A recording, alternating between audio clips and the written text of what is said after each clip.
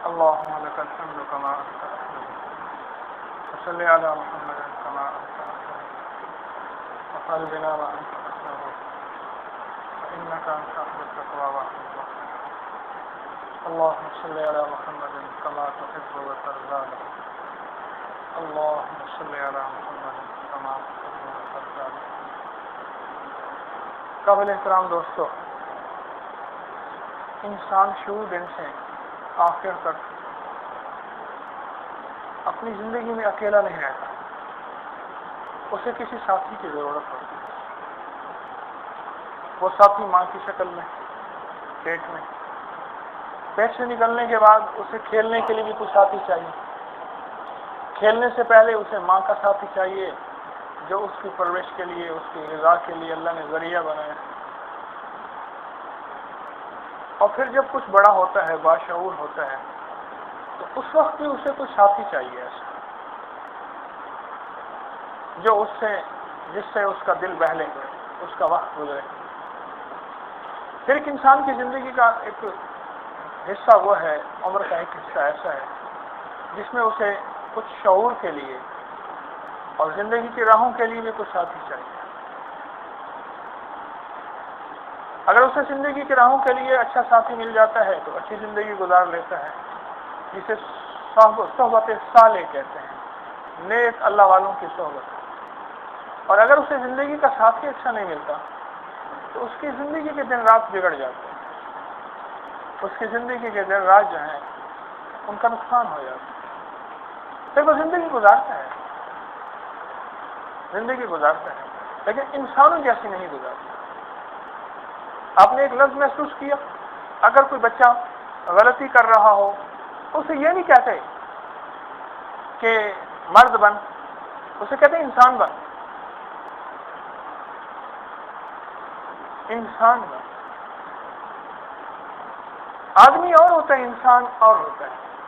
آدمی انتر ہے، کوئی ہیرا ہے، کوئی کنکر ہے. آدمی اور ہوتا ہے اور انسان اور ہوتا ہے. آدمی اور انسان میں فرق ہے.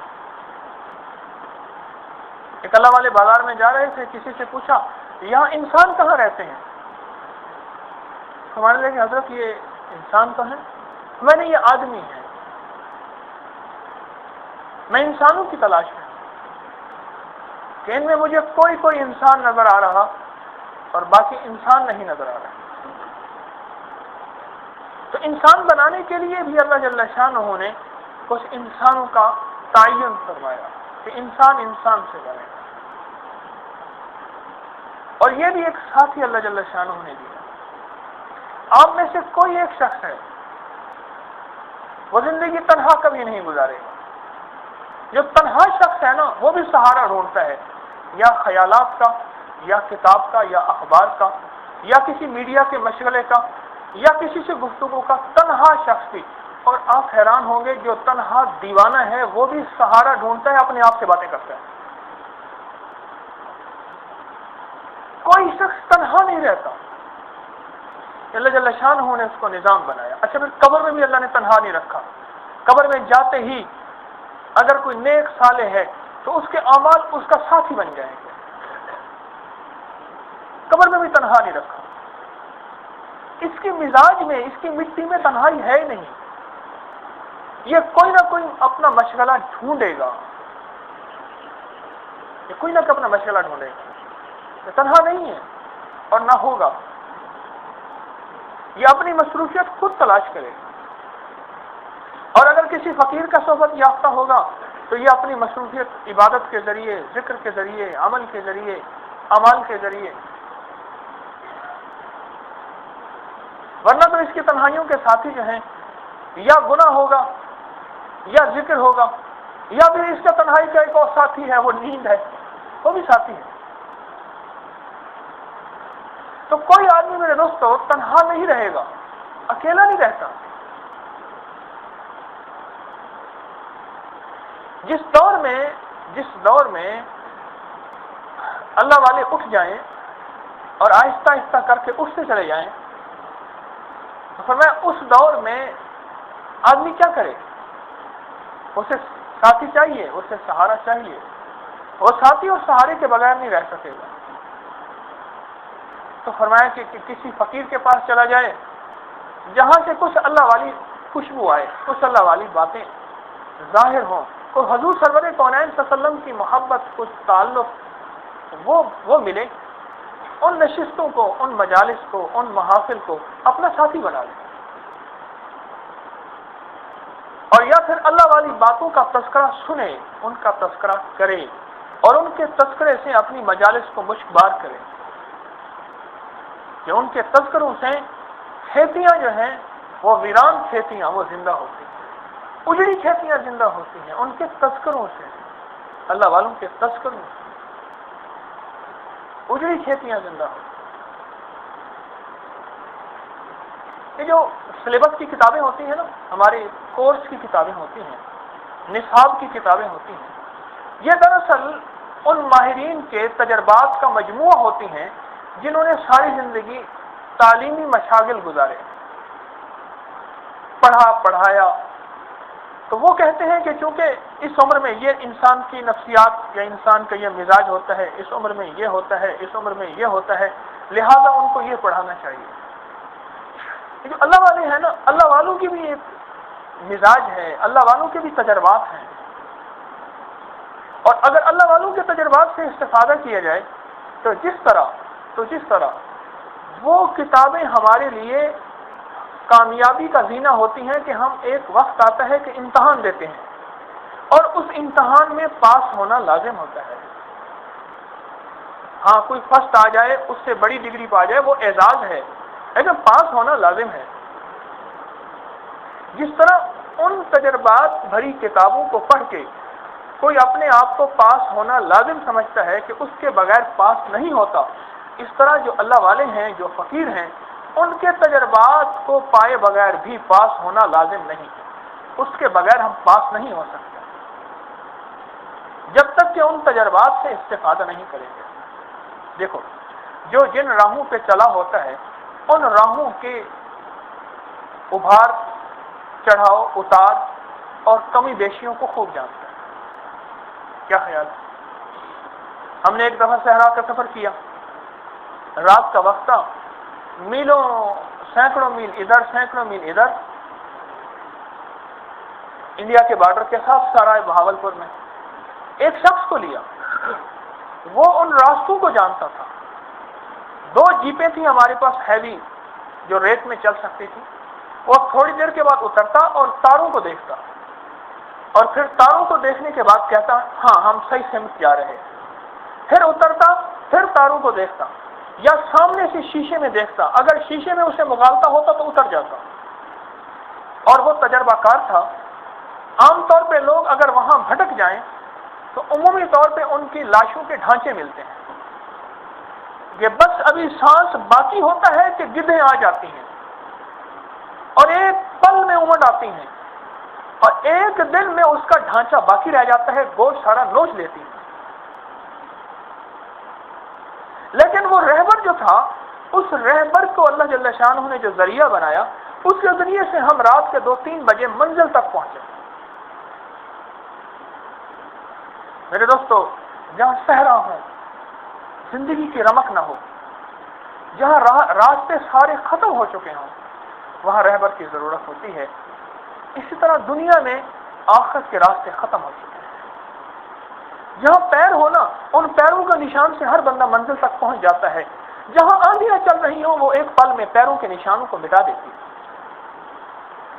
میرے دوستو، بے حیائی کی، بے دینی کی، ایمان اور اعمال سے دور کرنے کی آندھیاں چل رہی ہیں، آندھیاں اور طوفان ہیں، وہ پیروں کے راستے مٹ چکے ہیں۔ جن پیروں پہ آپ بغیر کسی رہبر کے چل کے منزل تک پہنچ سکتے تھے، وہ راستے ختم ہو گئے ہیں۔ تو ان راستوں تک پہنچنے کے لیے ہمیں وہی رہبر ڈھونڈنے ہوں گے، ان رہبروں کی باتوں کو ڈھونڈنا ہوگا، ان کو تلاش کرنا ہوگا، اور ایسی مجالس میں اپنے آپ کو محتاج بنانا ہوگا بیٹھنے کا، جن مجالس کے ذریعے سے کچھ آخرت کی یاد دہانی ہو جائے، کچھ اللہ جل شانہ کا تعلق میسر ہو جائے، کچھ آخرت کی یاد دہانی، کچھ اللہ پاک کا تعلق، کچھ رسول اللہ صلی اللہ علیہ وسلم کے ساتھ محبت کی یاد دہانی، کچھ اپنی قبر آخرت کی یاد دہانی۔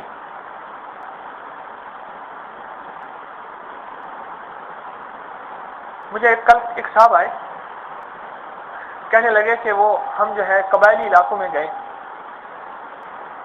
پشاور سے آگے بہت دور،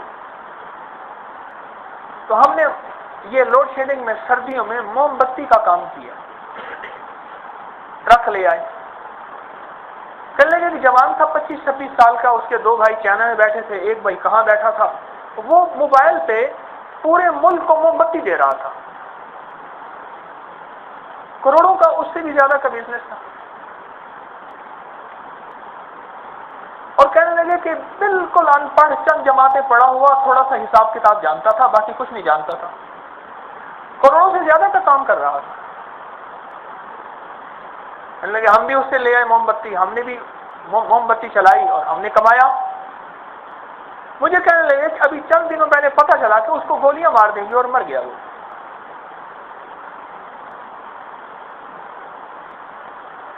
جہاں ایک پل بھی ہماری زندگی کے کسی شعبے میں موت نام کا کوئی نشان نہ ہو کہ ہم نے جانا ہے،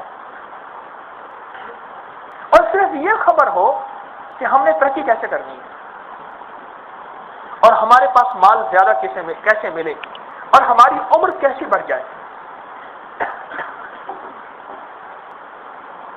اور ہمارے مکان، ہماری کوٹھیاں، ہمارے بنگلے اور ہماری جاہ و حشمت یہ کیسے بڑھ جائے۔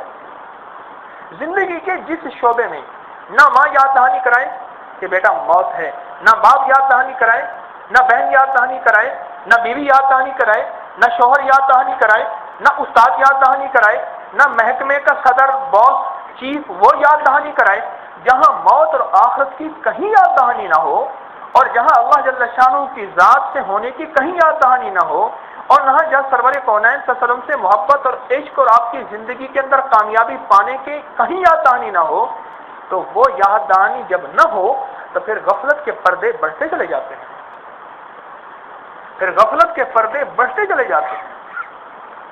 تو وہ شخص جو اپنے آپ کو ان مجالس سے یاد دہانی کا محتاج بنا لے، کہ کچھ یاد دہانی ہو جاتی ہے، کچھ میرے پاؤں جو بہت زیادہ پہلے لغزش کھاتے تھے، ڈگمگاتے تھے، اور وہ زندگی کی نظریں جو پہلے بہت زیادہ بھٹکتی تھی، اور وہ زبان جو پہلے بہت زیادہ بھٹکتی تھی، اور وہ ہاتھ جو پہلے بہت زیادہ بھٹکتے تھے، اور وہ جسم کے حصے جو پہلے بہت زیادہ بھٹکتے تھے، اس یاد دہانی سے ان کے اندر کچھ توازن آنا شروع ہو گیا ہے، ان کے اندر کچھ ترتیب آنا شروع ہو گئی ہے، اور ان کے اندر محسوس ہوا ہے کہ کچھ نہ کچھ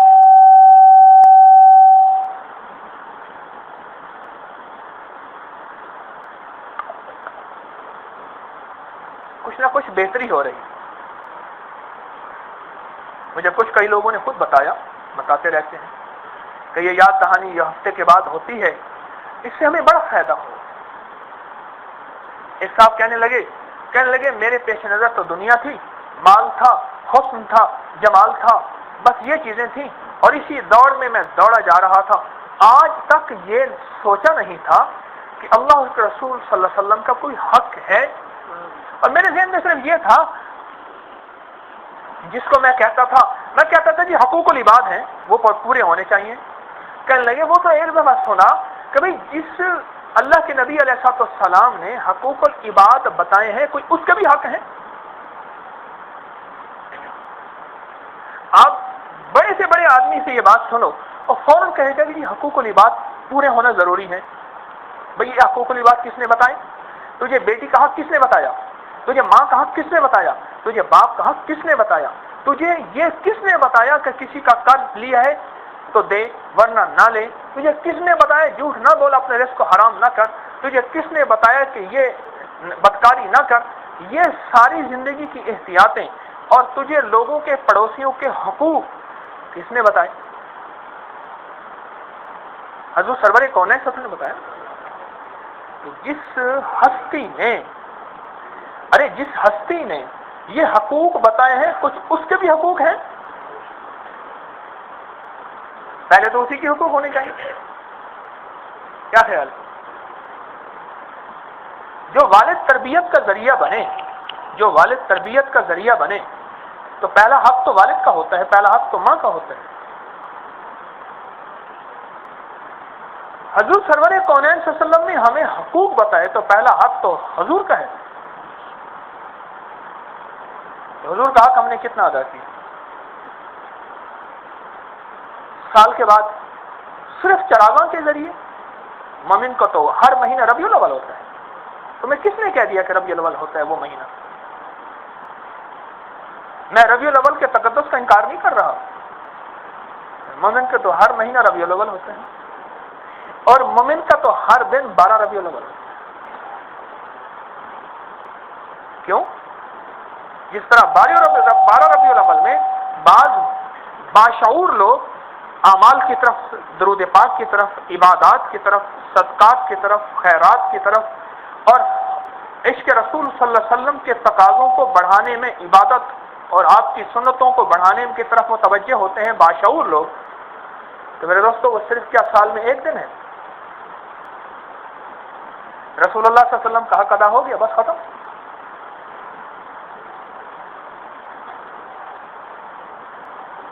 جس کے اندر سرور کونین صلی اللہ علیہ وسلم کی محبت ہے، آپ کا تعلق ہے، آپ کا عشق ہے، کبھی کسی نے اگر جس کے ذمے ماں باپ کی خدمت ہے، سال میں ایک دفعہ ماں باپ کی خدمت کر کے اپنے آپ کو پر تمغہ لگایا ہو کہ میں ماں باپ کا عاشق ہوں، کبھی سنا؟ ہاں، اس معاشرے میں جہاں ماں باپ کو اولڈ ہاؤس اور کیئر ہاؤس میں، جسے میں عام طور پہ گوشالہ کہتا ہوں، ان کے قابل بنا دی ہے، اس معاشرے میں وہاں سال کے بعد ہوتا ہے۔ غالباً میری کتاب سنت نبی عزیز سائنس کے پہلے جلد میں ہے یہ بات کہ ماں جو ہے ساری زندگی مکان بناتے بناتے قرضے پہ مکان لیا، بوڑھے ہو گئے، پھر جا کے قرضہ ادا ہوا مکان کا، اور مکان ہوا اپنا، چھوٹا سا فلیٹ تھا، اور بیٹی ایک تھی، ایک بیٹی کو محبت سے پالا اور محبت سے بیٹی کو پالا، اب بیٹی کی شادی کر دی، بیٹی کی بیٹی ہوئی، اس کی سہیلیاں آتی تھیں ہر اتوار کو، ویکینڈ پہ۔ ایک سہیلی نے ایک دفعہ کہہ دیا، تیری ماں جو ہے تیری بچی کو پالتی ہے، تو دیوانی ہے، یہ بوڑھی ہے، اس کے جراثیم تو اس کو لگ جائیں گے، اور پھر تو اپنی ماں کا بوجھ اٹھائے ہوئے ہے، حکومت نے تمہیں ریلیف سہولت دی ہے، کبھی بوڑھوں کا بوجھ کے لیے ہم نے گوشالے بنائے ہوئے ہیں، آپ بسم اللہ کر کے ان کو وہاں داخل کرا دیں، تو دیوانی ہے؟ اس نے کہا نا، اماں نے تو ساری عمر جو ہے بڑی چاہ سے مجھے پالا، مکان بنایا، اور میرا ابا بھی مر گیا تھا، اماں نے بیوگی کی زندگی گزاری، اور میں ہی اس کی واحد تمنا تھی، واحد اولاد تھی، اور میں ہی اس کا واحد سہارا تھا۔ اس نے کہا ٹھیک ہے، ہر اتوار کو تقریب ہوتی، کبھی یہ کہیں چلی جاتی، اماں کو گھر چھوڑ کے اماں گھر بیٹھی ہے، کبھی وہ سہیلیاں اس کے گھر آ جاتی، اور یہ سنتی سناتی رہتی۔ آخر کار اس نے فیصلہ کیا، بھئی معاشرہ سچ کہتا ہے، جو معاشرہ کہتا ہے وہ سچ کہتا ہے، تو اس نے ماں کو ترغیب دی کہ اماں آپ سارا دن اکیلی بیٹھی رہتی ہیں، میں اپنی جاب میں، نوکری میں رہتی ہوں، اور جو ہے بچے کو کوئی بات نہیں، وہ ڈے کیئر سینٹر ہے بچوں کو پالنے کے لیے، وہاں جو ہے بچوں کو داخل کرا دیں گے، میں جاؤں گی تو اس بچے کو دے جاؤں گی، آؤں گی تو لے آؤں گی، آپ کو جو ہے ماں وہاں سہولت سے رہیں گے، وہاں بوڑھوں کے مشاغل ہوتے ہیں، ان کے دل بہلانے کے لیے۔ کہنے لگی نہ بیٹی نہ، مجھے تو ان دروں دیواروں سے انس ہو گیا ہے، میں ان دروں دیواروں کو نہیں چھوڑ سکتی، یہ کبھی نہ سوچنا بیٹی، میں نے تجھے کس چاہ سے پالا، اس دیکھ وہ فلاں دروازے میں تو چھوٹی سی کھڑی ہے اور تو اماں اماں کہہ رہی ہے، مجھے تو وہ تیرے نقشے یاد آتے ہیں، اب تیرے بچوں کو اس طرح کھڑے دیکھ کے مجھے وہ نقشے یاد آتے ہیں، نہ بیٹی ایسا نہ کرنا۔ کہنے لگا اچھا ٹھیک ہے، پھر خاموش ہو گئی۔ پھر کچھ عرصے کے بعد تقاضا بڑھا تو پھر اس نے بات چلائی اور کہنے لگی اماں کہ ایسا ہے، اور پھر دیکھو نا کہ بچی کو دیکھو اس دن نمونیا ہو گیا تھا یا فلو ہو گیا تھا، وہ ڈاکٹر کہتے ہیں کہ تمہاری بوڑھی ماں نے اسے بوسے دیے اور اس کی کھانسی سے اس کو جراثیم ہو جاتے ہیں، یہ ہو جاتے ہیں۔ کہنے لگی بیٹی میں اپنا علاج کرا لوں گی، کوئی بات نہیں، میں تیری بچی کو آئندہ کے لیے بوسہ نہیں دوں گی، لیکن دیکھ تو نہیں ہوتی، تیری بچی کو میں دیکھتی رہتی ہوں، مجھے ساری تنہائیاں بھول جاتی ہیں، تیرا باپ بھی چلا گیا، اللہ نے مجھے بیٹا بھی نہیں دیا، لیکن بیٹی مجھے تو اپنے سے دور نہ کر۔ لیکن ایک دن وہ آ گیا جس دن اس بوڑھی نینسی کو گاڑی میں بٹھایا میری نے، اور اس کے بعد اس کو اولڈ ہاؤس میں چھوڑ آئی، اور اس وعدے کے ساتھ کہ روز جاتے ہوئے صبح آپ کو میں ملاقات کر کے جاؤں گی۔ اور ایک دو ہفتے ایسا ہوا، پھر مصروفیت بڑھ گئی کہ ہر ویکینڈ میں آپ کے پاس آیا کروں گی، لیکن مصروفیات نے ساتھ نہ دیا، اور پھر سال کے بعد اب اس خاتون نے سال کے بعد انتظار کرتے تھے، اور وہ دسمبر کی رات، کون سا ڈے ہوتا ہے دسمبر کی رات کو؟ کرسمس۔ اب یہ اس نے نا بچی چھوٹی کے لیے سویٹر بنایا، اور بالکونی میں اوپر بیٹھی دیکھ کر سامنے گیٹ سے کہ میری بیٹی آئے گی، بس اس کو آئے اور میں سامنے دیکھوں۔ اس کو سردی لگ گئی، وہاں کے ملازمین نے کہا کہ رات زیادہ ہو گئی ہے، یہ مایوسی میں آ کے لیٹ گئی، ایک مایوسی ایک سردی، اس کو نمونیا ہو گیا، اور بیٹی کو اماں اس لیے بھول گئی کہ کرسمس کی تقاریب تھی، ان کی اپنی ہمجولیوں میں ان کے کچھ اپنی مشاغل تھے، وہ ان میں لگ گئی، اماں سسک کی اماں مر گئی، انہیں اطلاع دی، اوہو، وہ کہنے لگی میں تو اماں کو بھول گئی تھی، اچھا ایسا ہے اس کی تجہیز و تکفین کا سلسلہ کر کے مجھے بل بھجوا دینا، میں ذرا مصروف ہوں۔ یہ میں آپ کو کوئی الف لیلا کی کہانی نہیں سنا رہا، اگر دورانہ ہے تو میرے گھر کے قریب جہاں بیٹھے ہیں تھوڑا سا جیل روڈ میں، یہ سامنے پاگل خانہ ہے، وہاں چلے جائیں، وہاں مجھے کئی لوگوں نے بتایا کہ لاہور میں کے بڑے گھرانوں میں یہ سلسلہ شروع ہو گیا ہے، جو معزز گھرانے ہیں نا، معزز، ان میں بھی یہ سلسلہ شروع ہو گیا ہے کہ بوڑھی اماں کو اب کہیں جگہ نہیں ملتی، بوڑھی اماں نے 9 بچے پالے تھے، 9 بچے ایک بوڑھی ماں کو نہیں پال سکتے،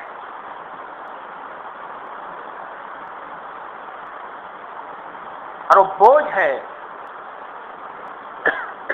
جس حبیب سرور کونین صلی اللہ علیہ وسلم نے اس ماں کا حق دیا۔ میں عرض یہ کر رہا تھا، اس ماں کا بھی کوئی حق، اس نبی علیہ السلام کا بھی حق ہوگا، جس نے ماں کا حق دیا، جس نے باپ کا حق دیا، جس نے ہمیں محبتیں عطا فرمائی۔ کائنات میں سب سے بڑا حق رسول اللہ صلی اللہ علیہ وسلم کا حق ہے۔ میرے آقا سرور کونین وسلم کے حق سے بڑھ کے کسی کا حق نہیں۔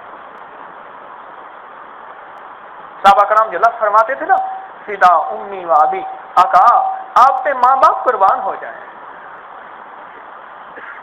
یہ لفظ جو ہے نا، یہ لفظ بتا رہا ہے کہ میں، میری ماں، میرا باپ، میری آل، میری اولاد، میری ساری نسلیں میری آقا آپ پہ قربان ہو جائیں، رشتہ میرا خدا کی خدائی سے ٹوٹ جائے، چھوٹے مگر نہ ہاتھ سے دامان مصطفیٰ، لائے نہ کیوں یہ نغمہ ملائک کو وجد میں، جس کو گاتا ہے بلبل بستان مصطفیٰ، دیکھی نہیں اگر کسی نے شان مصطفیٰ، دیکھی کہ جبرائیل ہے دربان مصطفیٰ، اسلام کا زمانے میں سکہ بٹھا دیا، اپنی مثال آپ ہے یاران مصطفیٰ، میرے 1000 دل ہوں تصدق حضور پر، میری 1000 جان قربان مصطفیٰ۔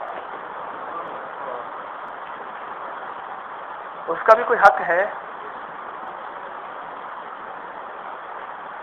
سارے حقوق، لیکن حقوق العباد، میں کہتا ہوں حقوق العباد سکھایا کس نے؟ جس ہستی نے حقوق العباد سکھائے تو اس کا بھی کوئی حق ہے۔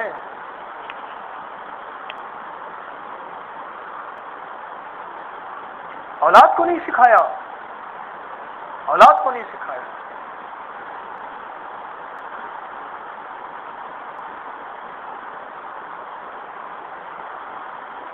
ہمارے اردو کے پروفیسر تھے، ہمیں کالج میں پڑھاتے تھے، مجھے ان کی ایک بات پرانی یاد ہے، مجھے کہنے لگا، مجھے ایک دفعہ انہوں نے فرمایا، کہنے لگا میں نے اپنے بیٹوں کو یہ دینداروں سے دور رکھا ہوا ہے. میرا بیٹا سیکنڈ لیفٹیننٹ بھرتی ہو گیا ہے. کہنے لگے یہ اشرف ترین، یہ فلاں فلاں، ان لوگوں کا وہ دوست ہے. میں نے اسے دنیا میں رہنے کا شعور دینا ہے، اور میرا بیٹا جنرل بنے گا. اور بیٹا جنرل نہ بن سکا، وہ میجر کے بعد ریٹائر ہو گیا. اس بیٹے کے اندر شرافت اپنے مزاج کی ہے، لیکن مجھے ان کا یہ لفظ کبھی نہیں بولے گا. ہمارے وہ کالج میں اردو کے پروفیسر تھے، ہیڈ آف ڈپارٹمنٹ تھے.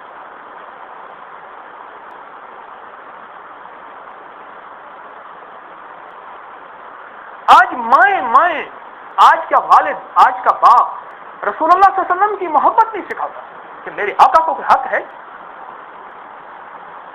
اپنی اولاد کے ذہن میں یہ بات نہیں ڈالی جا رہی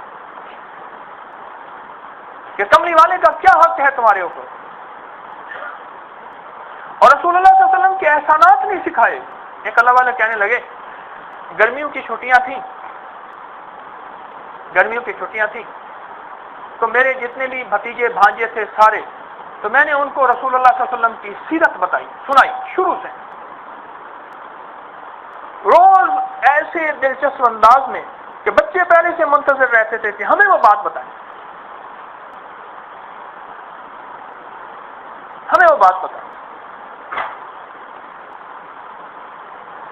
وہ کہنے لگے میں انہیں تقریباً 1 مہینہ رسول اللہ صلی اللہ علیہ وسلم کی سیرت سناتا رہا، آپ کی قربانیاں، آپ کی محبتیں، اس امت کے لیے رونا، اس امت کے لیے تڑپنا، اس امت کے لیے آؤ بقا، سب کچھ سناتا رہا.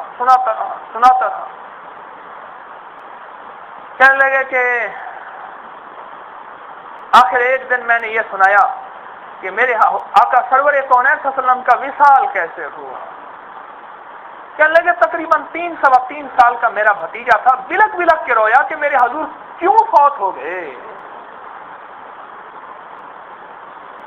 بلک کے ماں کے گلے سے لگ کے رویا کہ رسول اللہ صلی اللہ علیہ وسلم اس دنیا سے آخر کیوں پردہ کر گئے، فوت کیوں ہو گئے.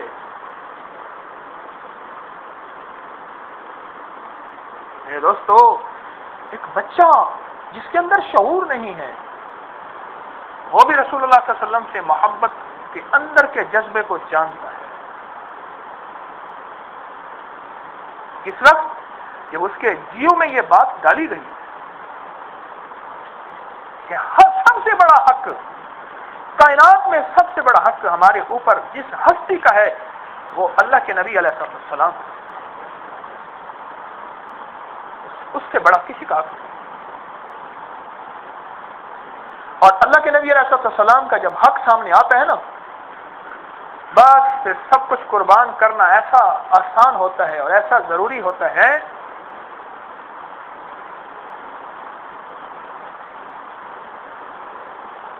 میرے دوستوں، اس کو سوچیں آپ، کیا میرے آقا سرور کونین صلی اللہ علیہ وسلم کا اتنا حق بھی نہیں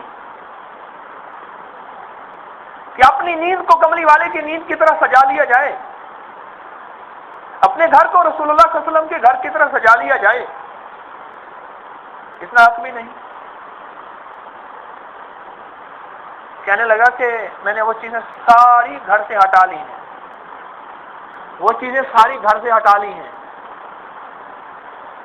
کیا چیزیں ساری گھر سے ہٹا لی تو نے؟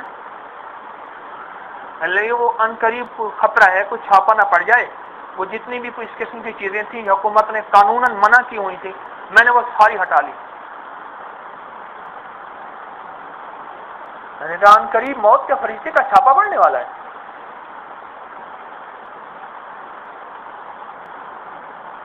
اور موت کا فرشتے کا جو چھاپا ہے اس کے لیے تو نے کیا چیزیں ہٹائیں؟ وہ اس کے لیے بھی کچھ چیزیں ہٹانی پڑتی ہیں. ہاں، میں نے انہیں واقعہ سنا ہے. میں نے ایک صاحب کہنے لگے کہ میں نے سنا ہے کہ جس گھر میں کتا ہو تو اس گھر میں فرشتہ نہیں آتا، تو روح قبض کرنے کے لیے فرشتہ آئے گا، تو فرشتہ تو آئے گا نہیں، روح میری نکلے گی نہیں، تو میں زندہ رہوں گا. اور دوسرا ساتھ بیٹھا ہوا تھا، اس نے کہا نہیں فرشتہ آئے گا، لیکن وہ فرشتہ آئے گا جو کتے کی روح قبض کرتا ہے، آئے گا تو صحیح۔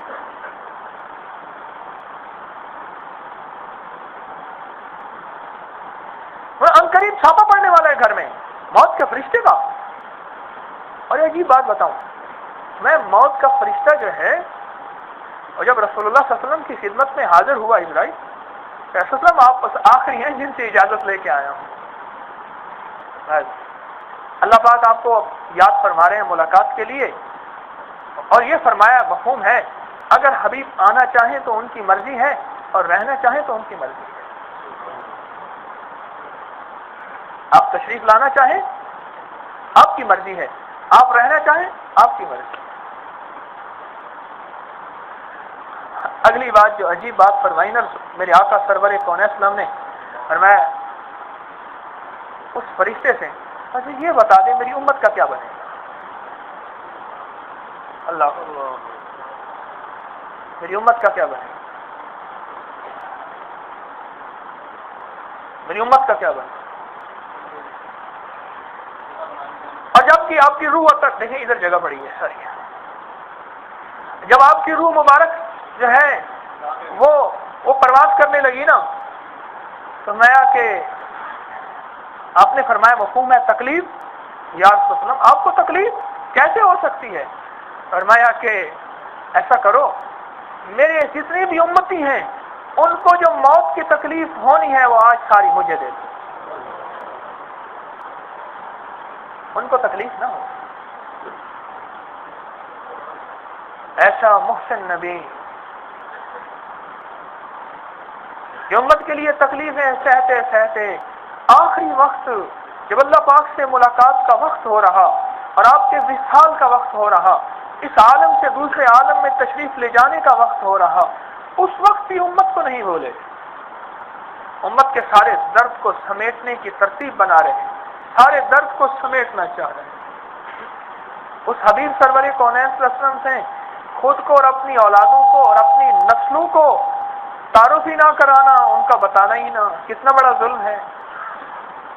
اور یہ بھی نہ بتانا کہ میرے آقا سرور کونین صلی اللہ علیہ وسلم کا کوئی حق ہے، آپ کی شکل مبارک یہ تھی، آپ چلتے ایسے تھے، آپ بیٹھتے ایسے تھے، آپ گھر ایسے تشریف لے جاتے تھے،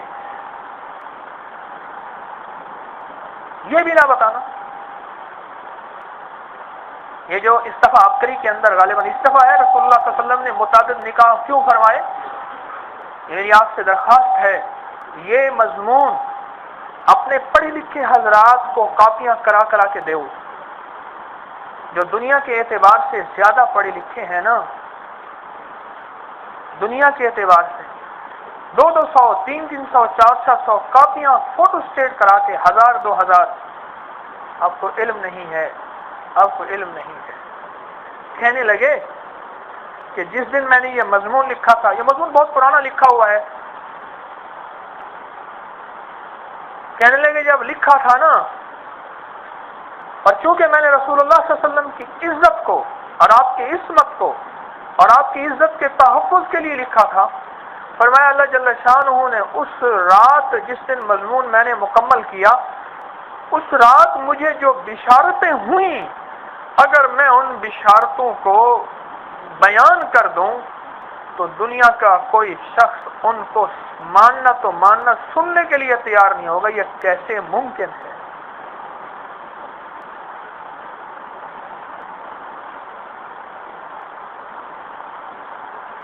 اللہ والو، اس حبیب کملی والے کا کیا حق ہوگا مجھے بتاؤ تو صحیح، اور اپنی نسلوں کو بیٹھ کے بتانا کہ میرے آقا کی یہ سیرت تھی، یہ صورت تھی، یہ نقشہ تھا، یہ جلوہ تھا۔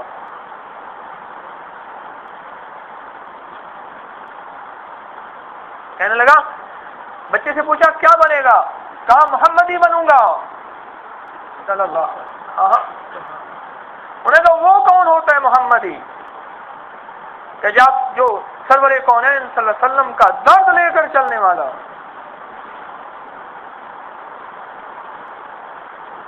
میرے دوستو، یہ درد سیکھیں اور یہ درد سکھائیں اپنی نسلوں کو۔ میں آپ کی منت کر رہا ہوں، میں آپ کو اللہ کا واسطہ دے رہا ہوں، اپنی نسلوں پہ ترس کھائیں، اپنی نسلوں پہ رحم کھائیں. پتہ ہی نہیں میرے آقا کی کتنی بیٹیاں تھیں، پتہ نہیں رسول اللہ صلی اللہ علیہ وسلم نے جو اتنی شادیاں فرمائیں کیوں فرمائیں. یہ مضمون اس دفعہ جان بوجھ کے اس کو میں نے کہا اس کو لگاؤ، اس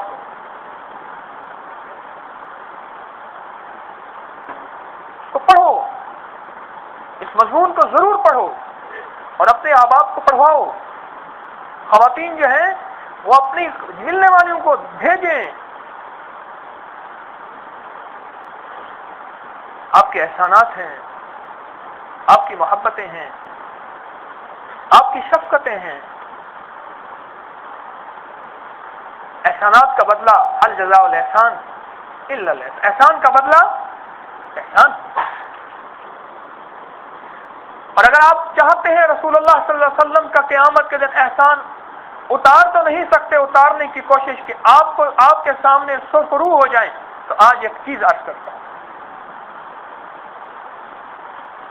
چاہتے ہیں آپ سارے قیامت کا دن ہو، میرے آقا کا سامنا ہوگا.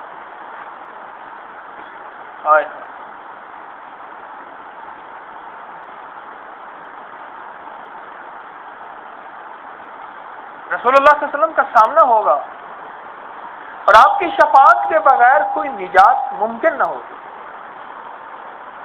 ممکن نہ ہو.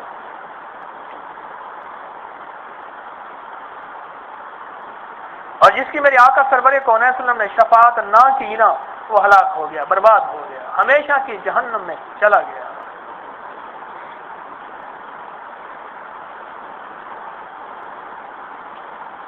آج کچھ چیزیں عرض کرتا ہوں آپ کی خدمت میں کہ شفاعت نبوی صلی اللہ علیہ وسلم کو جو ہے وہ آپ اپنے ذمے لے لیں کہ قیامت کے دن انشاءاللہ میرے آقا سرور کونین صلی اللہ علیہ وسلم ہماری شفاعت ضرور فرمائیں گے، ضرور فرمائیں گے. کچھ چیزیں آپ کی خدمت میں عرض کرتا ہوں کہ اگر احسانات نبوی سرور کونین صلی اللہ علیہ وسلم کے احسانات کا استحضار کرتے ہوئے، آپ کے احسانات کو سامنے رکھ کے چلتے ہوئے اور آپ کے احسانات کو دل و جان سے مانتے ہوئے اگر میں چند چیزیں عرض کرتا ہوں، ان پہ آج کے بعد کچھ عمل کرنا شروع کر دیں، کچھ محنت کرنا شروع کر دیں، کچھ توجہ کرنا شروع کر دیں، کچھ تھوڑی سی کوشش کرنا شروع کر دیں، کچھ تھوڑی سی جد و جہد کرنا شروع کر دیں، اگر ٹوٹا پھوٹا چلنا شروع کر دیں آج کے بعد، تو انشاءاللہ تعالی اس کی برکات آپ کو اور آپ کی نسلوں کو میسر ہوں. تو پہلی چیز جو عرض کروں گا، جو آپ کی خدمت میں پہلی چیز وہ یہ ہے کہ درود پاک کا اہتمام کریں. کم از کم ہمارے سلسلے میں، ہمارے حضرت کے سلسلے میں جو بیعت ہوتے ہیں ان کی خدمت میں یہ یاد کیا جاتا ہے کہ کم از کم ایک تسبیح صبح اور ایک تسبیح شام، کم از کم. اور اس کے پڑھتے ہوئے ایسا دل کے اندر استحضار ہو، غم ہو، اور میرے آقا سرور کونین صلی اللہ علیہ وسلم کے ایک ایک احسان کو سامنے رکھ کے کہ طائف میں پتھر کھائے، خون مبارک بہا، اللہ کی قسم کہہ رہا ہوں، ایک دفعہ نہیں، 1 کروڑ دفعہ، 1 کروڑ دفعہ اور کروڑ دفعہ اور بے شمار دفعہ، ساری کائنات سے زیادہ قیمتی میرے آقا سرور کونین صلی اللہ علیہ وسلم کا ایک قطرہ خون مبارک ہے. ساری کائنات ہے، ساری کائنات، 7 آسمان 7 زمین اس میں شامل ہیں. ارے تم تو خطرے کی بات کرتے ہو. میرا عقیدہ ہے میرے آقا کا جو لعاب دہن مبارک ہے نا، وہ بھی ساری کائنات سے قیمتی ہے.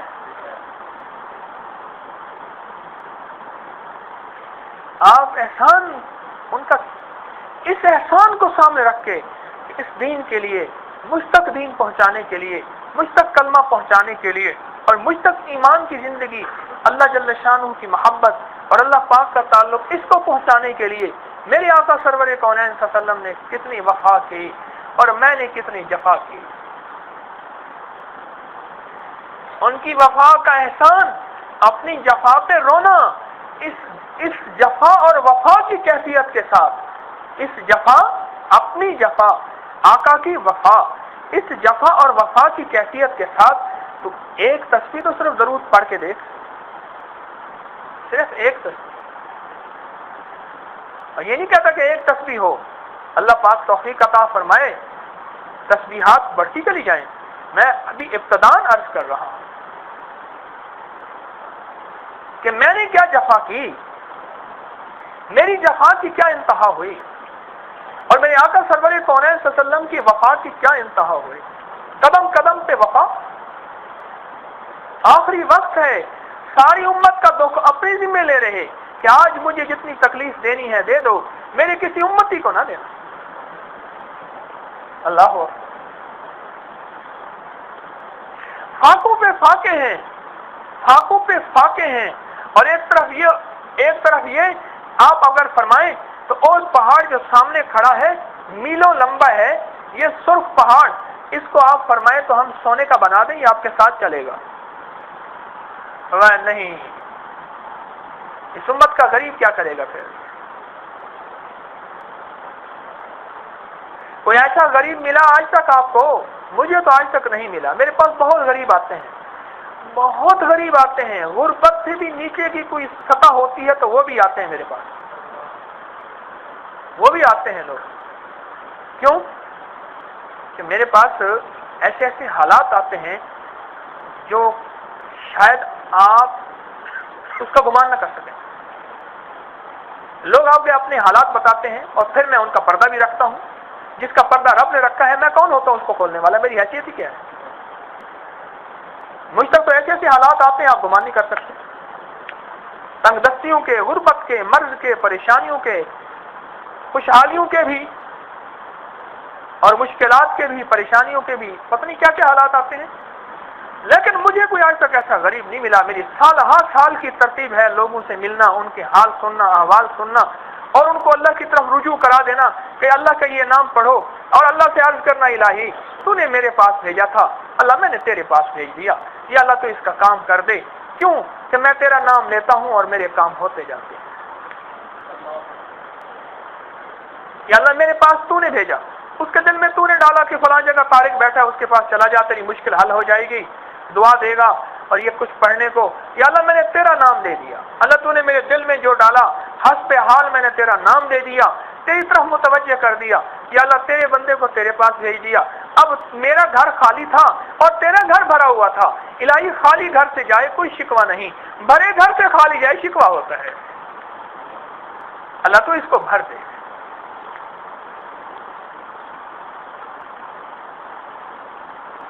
खाली घर से खाली जाए ना, कोई शिकवा नहीं, तो भरे घर से खाली जाए।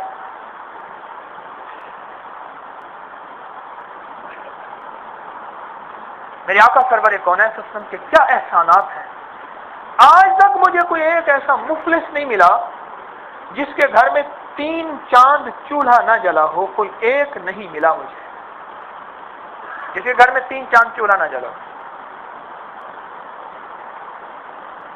लेकिन सरवर कौनैन सल्लल्लाहु अलैहि वसल्लम के घरों में 3 चांद चूल्हा नहीं जला। पानी और अदना किस्म की खजूरों पे गुजारा हो जाता था, और बाज़ों का सहाबा करम फरमाते हैं वो खजूरी भी नहीं होती थी, और हमें वो खजूरों की गुठलियों की कीमत मालूम होती थी कि वो खजूरों की गुठलियों की क्या कीमत थी।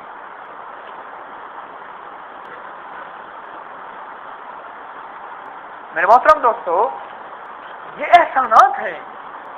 तो मैं चंद बातें आपकी खिदमत में अर्ज कर रहा था। दरवाजा छोड़ दें भाई, इनको इधर टेक दे दें। शेख साहब आप इधर आ जाए, इनको टेक दे दें।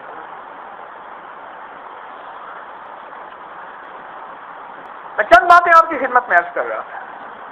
एक तो आपकी खिदमत में अर्ज कर रहा था कि दरूद पाक का इस्तेमाम हो, लेकिन इस दर्द के साथ अपनी जफा और आका की वफा, इस दर्द के साथ और इस गम के साथ और इस कुढ़न के साथ। एक तो ये आप वादा करें आज के बाद, और कम अज कम एक तस्बीह सुबह और एक तस्बीह शाम, और ये बढ़ती चली जाए, और इसके लिए वक्त निकालें, वक्त निकालें। اور بتاؤں وقت نہیں نکلے گا، وقت نہیں نکلے گا۔ فرمایا یہ جو آدمی نماز کے بعد دعا کرتا ہے نا، اس پہ بھی ایک پورا کا پورا شیطان مقرر ہے کہ جو دعا میں کہتا ہے جلدی کر، صرف دعا کے لیے پوری ایک ڈیوٹی ہے شیطان کی جو اس میں دعا کو جلدی لگاتا ہے۔ ہاں اجتماعی دعائیں ہیں مختصر کرو، لیکن انفرادی دعائیں اپنی تنہائیوں کی دعاؤں کو لمبا کرو، اپنی تنہائیوں کی دعاؤں کو بڑھاؤ۔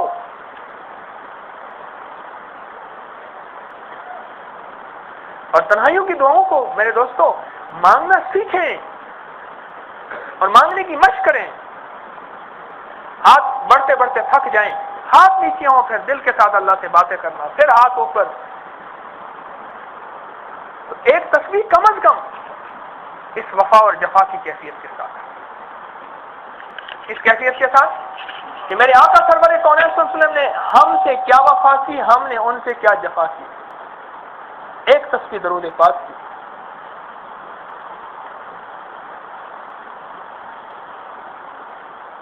کیا خیال ہے؟ پہلی چیز تو یہ آپ سے درخواست ہے اس کیفیت کو آج کے بعد نہ چھوڑیں، اور دوسری چیز یہ ہے ذکر رسول، یہ ہے کیا؟ اور ایک ہے فکر رسول صلی اللہ علیہ وسلم۔ دیکھو بات سنو، اگر ذکر رسول کیا ادھورا عشق۔ اس کی مثال ابا جی، وہ جس طرح میں نے پچھلے دفعہ عرض کیا تھا، اس نے ابا جی کی شان میں ایک قصیدہ لکھا تھا، شاعر تھا نا، ابا جی کی شان میں قصیدہ لکھ کے ادھر سے بیل بوٹے تھے بڑے خوبصورت، بیل بوٹے خوبصورت بیل بوٹے، اور باقی ہے کچھ نہیں۔ ہمارے ایک دوست ہیں عبید صاحب، ان کے پاس ویسپا ہے، وہ ویسپے پہ ٹانگیں کھڑی کر کے ایک کہانی سناتے ہیں کہ السلام علیکم حاجی صاحب خیریت سے ہیں، تشریف لائے، کوئی زمزم پانی۔ وہ کہتے ہیں واللہ بس وزن زیادہ ہو گیا، اتنے کریب کے سوٹ، اتنے بوسکی کے، اتنے ٹی وی، اتنا، پھر وہ گنواتا ہے، پتہ نہیں کیا گنواتا ہے، پھر کہتے ہیں وزن زیادہ ہو گیا تھا، کھجور اور زمزم وہیں رہ گئے۔ سمجھ گئے؟ کہنے لگے بس کھجور اور زمزم وہیں رہ گئے، وزن زیادہ ہو گیا تھا۔ ایک دفعہ تو آنکھوں سے دیکھا ایک بندہ کھجوریں بانٹ رہے، بھائی کیا ہوا؟ کہ وزن زیادہ ہو گیا۔ یہ تو میں نے بھی دیکھا۔ یعنی اس کی روح ہی ختم ہو گئی، سلسلہ ہی ختم ہو گیا آج کا عمرے کا۔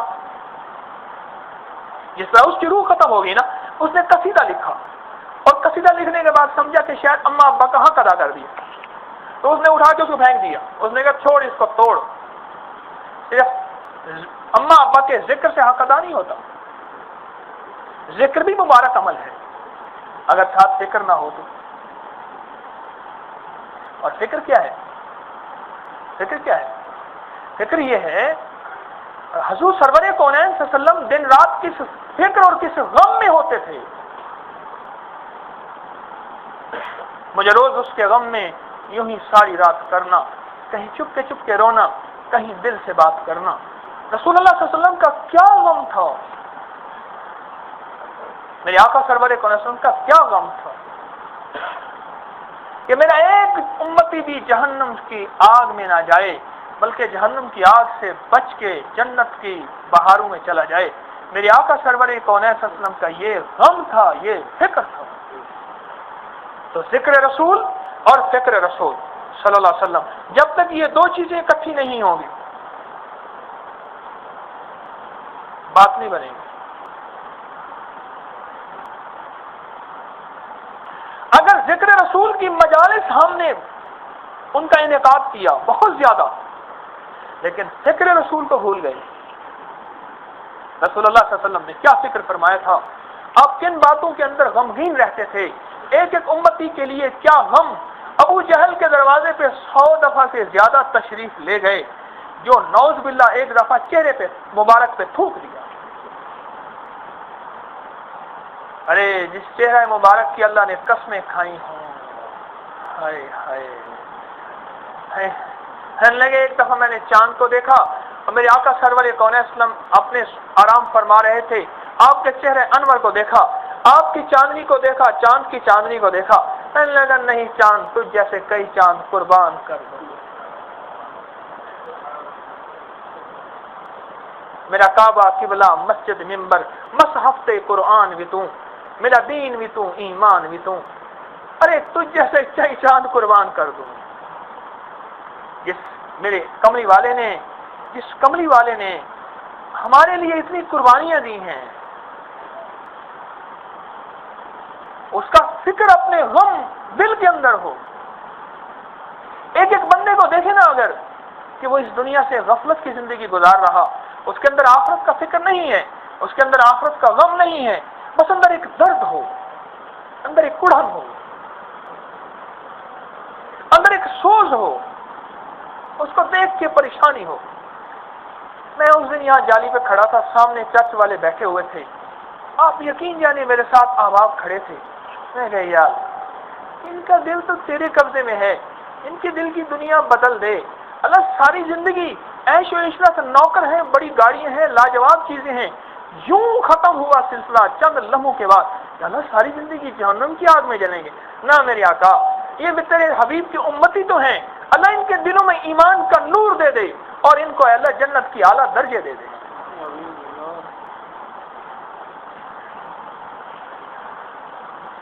کافر سے اس لیے نفرت نہ ہو کہ ان کے لیے آخرت کی دعا کر کے اور ان کی ہدایت کی دعا کر کے اور وہ جہنم سے نکل کے اگر جنت میں چلے جائیں، اس عمل سے میرے آقا کو راحت پہنچے گی، حضور سرور کونین صلی اللہ علیہ وسلم کو خوشی ہوگی.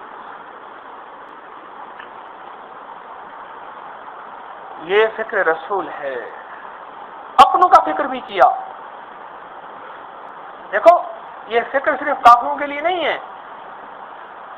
قرآن میں کتنی دفعہ یا حافظ بیٹھے ہیں، ان سے پوچھو اے ایمان والو یا ایھا الذین آمنوا آمنو، کیوں جی ایسے ہیں؟ اے ایمان والو ایمان لاؤ. بس ایمان والوں کو ایمان کی کیا ضرورت ہے؟ قرآن میں کتنی دفعہ آیا ہے ایمان والو ایمان لاؤ. تو معلوم ہوا جس ایمان کے معیار کی اللہ اس کے رسول صلی اللہ علیہ وسلم کو ضرورت ہے نا، میرا اللہ اس کی طرف بلا رہے ہیں. وہ ایمان کا جو معیار ہے، وہ کہتا ہے تو خدمت اور کر. اس نے کہا کر تو رہا ہوں. اس نے کہا نہیں، جس خدمت کی ضرورت ہے مجھے تو وہ خدمت کر. یہ بیل چل تو رہے ہوتے ہیں، بیل چل رہے ہیں. ہم چھوٹے چھوٹے ہوتے تھے، اپنے والد صاحب رحمۃ اللہ علیہ کے وہاں جاتے تھے باغ میں، تو بیل ہوتے تھے پہلے، پھر ٹیوب ویل آ گئے، تو بیل چل رہا ہوتا تھا، اس کو پھر بھی وہ ڈنڈا مارتا تھا. میں نے کہا اس سے مجھے ترس آیا بیل پہ. میں نے کہا تو ڈنڈا کیوں مارتا ہے؟ کہنے لگا جتنا تیز چلنا چاہیے یہ اتنا نہیں چل رہا. یہ ہے اس کی تفسیر. ایمان والا ایمان لاؤ. بھائی کون سا ایمان؟ جو میرے اللہ کو مطلوب ہے، جو اس کے حبیب سرور کونین صلی اللہ علیہ وسلم کو مطلوب ہے، جو ایمان کا اصل معیار ہے، جو ایمان کی اصل کسوٹی ہے، جو ایمان کا اصل گارنٹی ہے، وہ معیار جو ہے اس کے لیے یہ فکر رسول ہے کہ گھر گھر کے اندر، ہر گھر کے ہر جی کے اندر، ہر گھر کے اندر یہ فکر لگ جائے.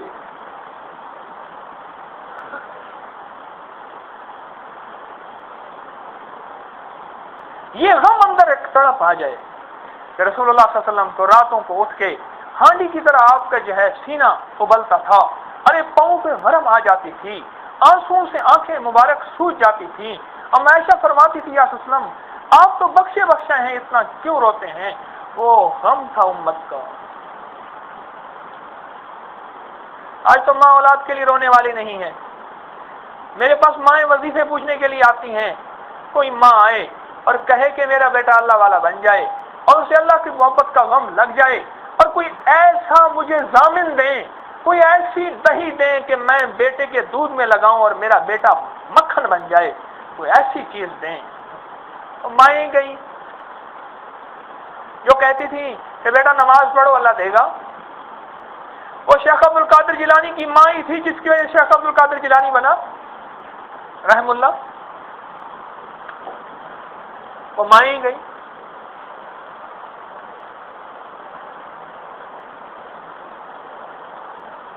اس دن ایک ماں ڈبہ لے آئی مٹھائی کا. میں نے کہا ڈبہ کیا ہے؟ کہنے لگے آپ کی دعاؤں سے جو ہے میرے بیٹے نے بینک میں گاڑی لی. اللہ، آپ کی دعاؤں سے میرے بیٹے نے جو ہے وہ بینک سے گاڑی لی. میں نے کہا ٹھیک ہے آپ باندھ دیں، جتنی خواتین بیٹھی ہیں میری دعا پتہ نہیں کہاں کام کر گئی. اللہ اکبر.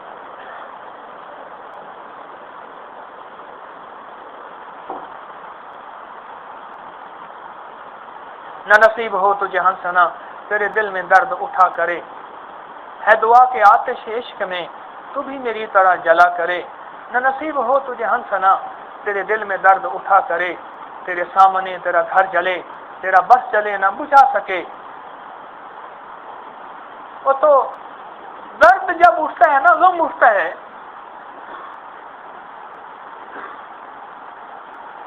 پھر میرے دوستوں رسول اللہ صلی اللہ علیہ وسلم کا غم سمجھ آتا ہے.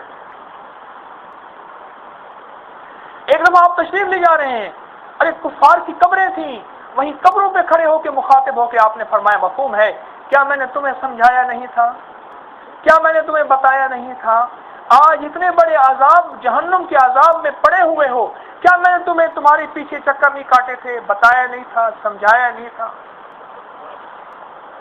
یعنی قبروں کے اوپر بھی ان کے اس لہجے میں طنز نہیں ہے، طنز نہیں، غم ہے، غم، ایک کڑن ہے، ایک درد ہے، ایک سوز ہے. یہ ذکر رسول ہے میرے دوستوں. میں کہتا ہوں ذکر رسول کی مجالس ہوں، اللہ کرے امت اور زیادہ ذکر رسول کی مجالس کو آباد کرے. مجھے خوشی ہوگی، ہوتی ہے، ذکر رسول کی مجالس جو ہیں وہ آباد ہوں، اور لوگ جو ہیں ذکر رسول صلی اللہ علیہ وسلم کی مجالس کو جانا اپنے لیے سعادت سمجھیں. کچھ ایسی ذکر رسول کی مجالس بھی جس میں بیٹھ کے اس بات کو واضح کیا جائے کہ آقا سرور کونین صلی اللہ علیہ وسلم کا غم کیا تھا، آپ کا فکر کیا تھا، آپ کی کڑھن کیا تھی، آپ کا درد کیا تھا. آپ کے پیٹ ویسے بھی ٹانگیں کھڑے کر کے ایک کہانی سناتے ہیں کہ السلام علیکم بھائی صاحب خیریت سے ہیں، تشریف لائے کوئی زمزم پانی. وہ کہتے ہیں واللہ بس وزن زیادہ ہو گیا، اتنے کریب کے سوٹ، اتنے بوسکی کے، اتنے ٹی وی، اتنا، پھر وہ گنواتا ہے، پتہ نہیں کیا گنواتا ہے. پھر کہتے ہیں وزن زیادہ ہو گیا تھا، کھجور اور زمزم وہیں رہ گئے. سمجھ گئے؟ کہنے لگے بس کھجور اور زمزم وہیں رہ گئے، وزن زیادہ ہو گیا تھا. ایک دفعہ تو آنکھوں سے دیکھا ایک بندہ کھجوریں بانٹ رہے، بھائی کیا ہوا؟ کہہ رہے وزن زیادہ ہو گیا. یہ تو میں نے بھی دیکھا. یعنی اس کی روح ہی ختم ہو گئی، سلسلہ ہی ختم ہو گیا آج کا عمرے کا. جس طرح اس کی روح ختم ہو گئی نا، اس نے قصیدہ لکھا اور قصیدہ لکھنے کے بعد سمجھا کہ شاید اما ابا کا حق ادا کر دیا، تو اس نے اٹھا کے اس کو پھینک دیا. اس نے کہا چھوڑ اس کو، توڑ. صرف اما ابا کے ذکر سے حق ادا نہیں ہوتا. ذکر بھی مبارک عمل ہے اگر ساتھ فکر نہ ہو تو. اور فکر کیا ہے؟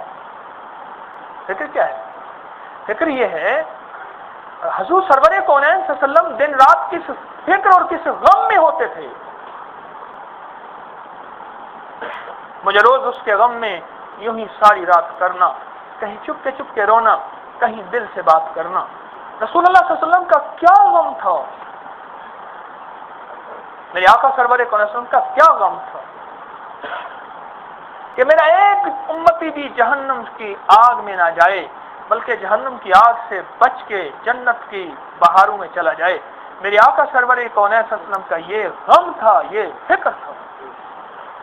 تو ذکر رسول اور فکر رسول صلی اللہ علیہ وسلم، جب تک یہ دو چیزیں اکٹھی نہیں ہوں گی بات نہیں بنے گی. اگر ذکر رسول کی مجالس ہم نے ان کا انعقاد کیا بہت زیادہ، لیکن فکر رسول کو بھول گئے.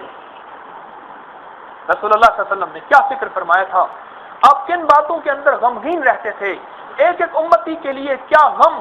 ابو جہل کے دروازے پہ 100 دفعہ سے زیادہ تشریف لے گئے، جو نعوذ باللہ ایک دفعہ چہرے پہ مبارک پہ تھوک دیا.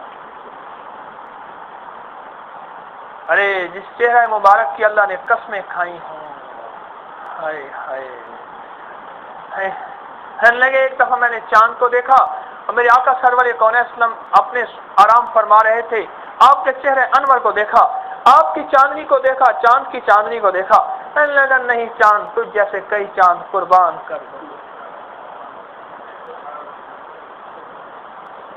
میرا کعبہ قبلہ مسجد ممبر مصحف قرآن بھی تو، میرا دین بھی تو، ایمان بھی تو، ارے تجھ جیسے کئی چاند قربان کر دوں۔ جس میرے کملی والے نے ہمارے لیے اتنی قربانیاں دی ہیں،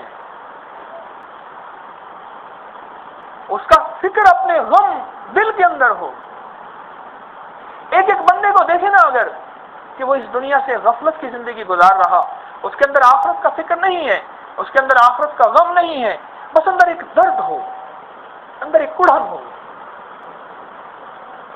اندر ایک سوز ہو، اس کو دیکھ کے پریشانی ہو۔ میں اس دن یہاں جالی پہ کھڑا تھا، سامنے چرچ والے بیٹھے ہوئے تھے، آپ یقین جانے میرے ساتھ احباب کھڑے تھے۔ میں کہا یار ان کا دل تو تیرے قبضے میں ہے، ان کے دل کی دنیا بدل دے اللہ۔ ساری زندگی عیش و عشرت، نوکر ہیں، بڑی گاڑیاں ہیں، لاجواب چیزیں ہیں، یوں ختم ہوا سلسلہ چند لمحوں کے بعد اللہ ساری زندگی جہنم کی آگ میں جلیں گے۔ نہ میرے آقا، یہ بھی تیرے حبیب کی امتی تو ہیں، اللہ ان کے دلوں میں ایمان کا نور دے دے اور ان کو اللہ جنت کی اعلیٰ درجے دے دے۔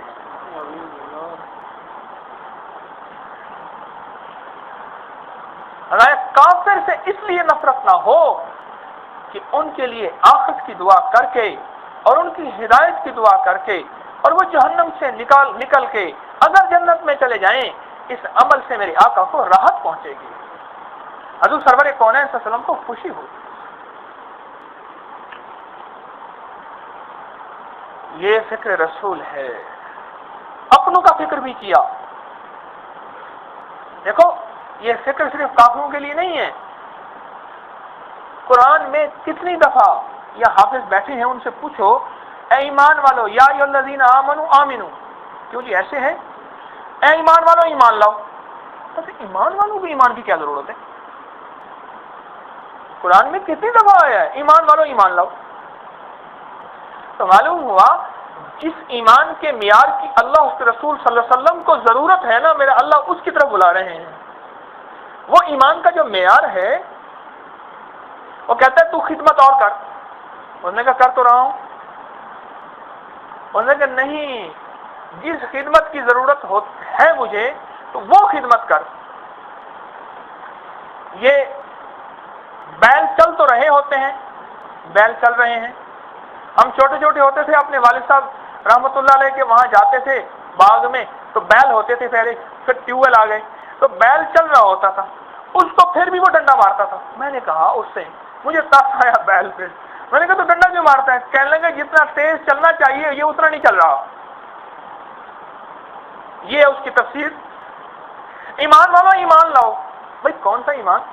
جو میرے اللہ کو مطلوب ہے، جو اس کے حبیب سرور کونین صلی اللہ علیہ وسلم کو مطلوب ہے، جو ایمان کا اصل معیار ہے، جو ایمان کی اصل کسوٹی ہے، جو ایمان کا اصل گارنٹی ہے، وہ معیار جو ہے اس کے لیے یہ فکر رسول ہے کہ گھر گھر کے اندر، ہر گھر کے ہر جی کے اندر، ہر گھر کے اندر یہ فکر لگ جائے۔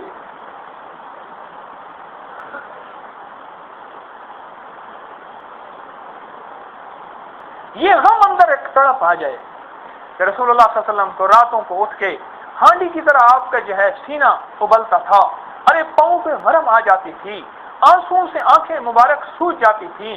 ام عائشہ فرماتی تھی یا رسول اللہ آپ تو بخشے بخشے ہیں، اتنا کیوں روتے ہیں؟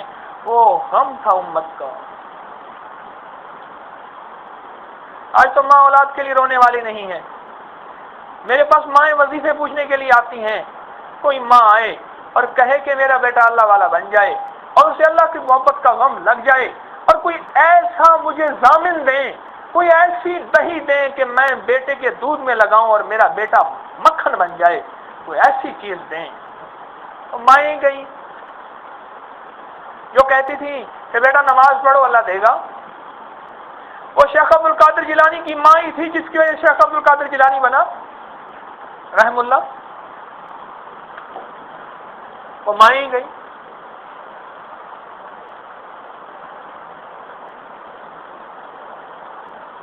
اس دن ایک ماں ڈبہ لے آئی مٹھائی کا، میں نے کہا یہ ڈبہ کیا ہے؟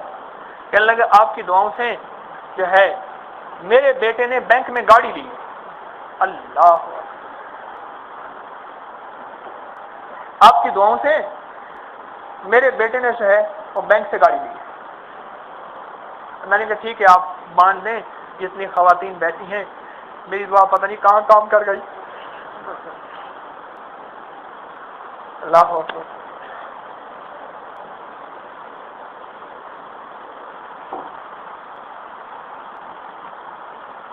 نہ نصیب ہو تجھے ہنسنا تیرے دل میں درد اٹھا کرے، ہے دعا کے آتش عشق میں تو بھی میری طرح جلا کرے۔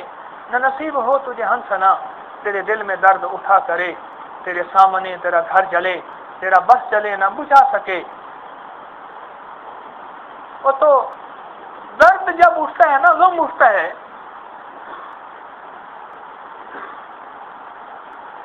پھر میرے دوستوں رسول اللہ صلی اللہ علیہ وسلم کا غم سمجھ آتا ہے۔ ایک دفعہ آپ تشریف لے جا رہے ہیں، ارے کفار کی قبریں تھیں، وہیں قبروں پہ کھڑے ہو کے مخاطب ہو کے آپ نے فرمایا مفہوم ہے، کیا میں نے تمہیں سمجھایا نہیں تھا؟ کیا میں نے تمہیں بتایا نہیں تھا؟ آج اتنے بڑے عذاب جہنم کے عذاب میں پڑے ہوئے ہو، کیا میں نے تمہیں تمہارے پیچھے چکر نہیں کاٹے تھے، بتایا نہیں تھا، سمجھایا نہیں تھا؟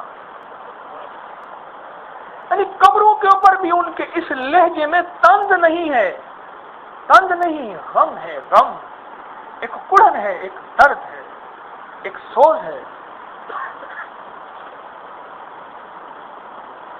یہ ذکر رسول ہے میرے دوستوں۔ میں کہتا ہوں ذکر رسول کی مجالس ہوں، اللہ کرے امت اور زیادہ ذکر رسول کی مجالس کو آباد کرے، مجھے خوشی ہوگی، ہوتی ہے، ذکر رسول کی مجالس جو ہیں وہ آباد ہوں، اور لوگ جو ہے ذکر رسول صلی اللہ علیہ وسلم کی مجالس کو جانا اپنے لیے سعادت سمجھیں۔ کچھ ایسی ذکر رسول کی مجالس بھی جس میں بیٹھ کے اس بات کو واضح کیا جائے کہ آقا سرور کونین صلی اللہ علیہ وسلم کا غم کیا تھا، آپ کا فکر کیا تھا، آپ کی کڑھن کیا تھی، آپ کا درد کیا تھا، آپ کے پیٹ میری طرح جلا کرے۔ نہ نصیب ہو تجھے ہنسنا تیرے دل میں درد اٹھا کرے، تیرے سامنے تیرا گھر جلے تیرا بس جلے نہ بجھا سکے۔ وہ تو درد جب اٹھتا ہے نا، غم اٹھتا ہے،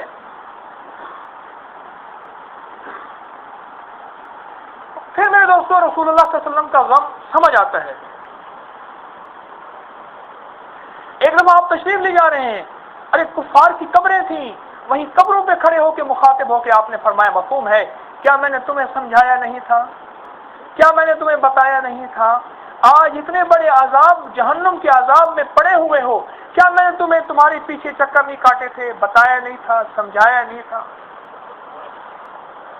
یعنی قبروں کے اوپر بھی ان کے اس لہجے میں طنز نہیں ہے، طنز نہیں، غم ہے، غم، ایک کڑن ہے، ایک درد ہے، ایک سوز ہے۔ یہ ذکر رسول ہے میرے دوستوں۔ میں کہتا ہوں ذکر رسول کی مجالس ہوں، اللہ کرے امت اور زیادہ ذکر رسول کی مجالس کو آباد کرے، مجھے خوشی ہوگی، ہوتی ہے، ذکر رسول کی مجالس جو ہیں وہ آباد ہوں، اور لوگ جو ہے ذکر رسول صلی اللہ علیہ وسلم کی مجالس کو جانا اپنے لیے سعادت سمجھیں۔ کچھ ایسی ذکر رسول کی مجالس بھی جس میں بیٹھ کے اس بات کو واضح کیا جائے کہ آقا سرور کونین صلی اللہ علیہ وسلم کا غم کیا تھا، آپ کا فکر کیا تھا، آپ کی کڑھن کیا تھی، آپ کا درد کیا تھا، آپ کے پیٹ میں کچھ ایسی ذکر رسول کی مجالس بھی جس میں بیٹھ کے اس بات کو واضح کیا جائے کہ آقا سرور کونین صلی اللہ علیہ وسلم کا غم کیا تھا، آپ کا فکر کیا تھا، آپ کی کڑھن کیا تھی، آپ کا درد کیا تھا، آپ کے پیٹ کڑھن کیا تھی، آپ کا درد کیا تھا، آپ کے پیٹ